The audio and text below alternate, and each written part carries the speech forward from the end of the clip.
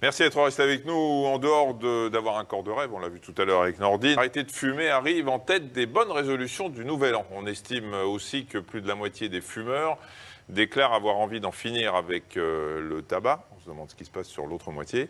Et chaque année en France, 750 000 personnes disent stop à la cigarette durant au moins un an.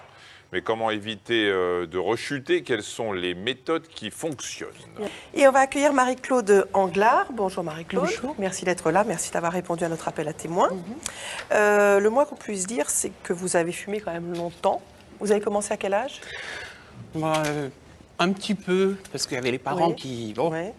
vers 16 ans, beaucoup vers 20 ans. Beaucoup, c'est combien de C'était déjà un paquet quand même. Oui.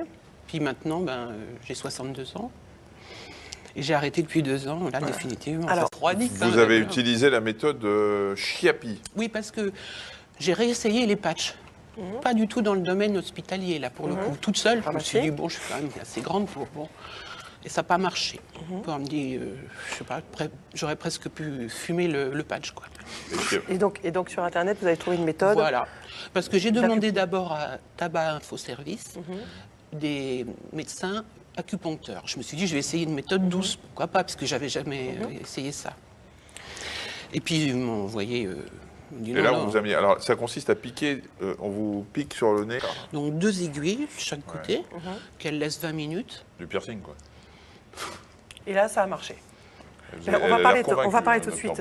Docteur Avant que Anne nous dise ce qu'elle en pense, on va regarder tout de suite. On va parler d'acupuncture tout de suite, une méthode qui vient de la médecine traditionnelle chinoise. À quoi ressemble une séance et comment agissent les aiguilles sur l'envie de fumer et combien ça coûte. Toutes ces précisions dans ce reportage signé Gerclia, Alexandre Delaval.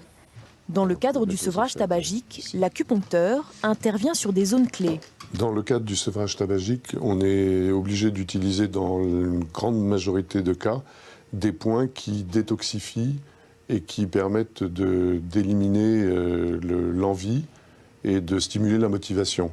Ici, c'est un point aussi qui est à la base de l'arête du nez et qui est très très efficace dans les détoxications. Il y a plusieurs paliers d'effet sur le traitement anti-tabac.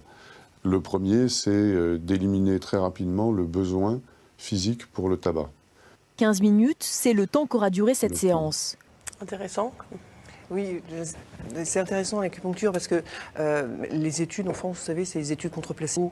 C'est ça qui valide un traitement ou pas. Alors c'est vrai que les études contre placebo, avec l'acupuncture, c'est difficile à mettre en place. Là, en cours actuellement à la Pitié-Salpêtrière, donc gérée par la PHP, des études sur la médecine chinoise dans un tas de pathologies et notamment dans les addictions et pas que le tabac. Donc je pense qu'il faut quand même aller chercher ça. Je fais du prosélytisme partout parce que j'ai tellement été heureuse d'arrêter en une seule séance. Vous imaginez.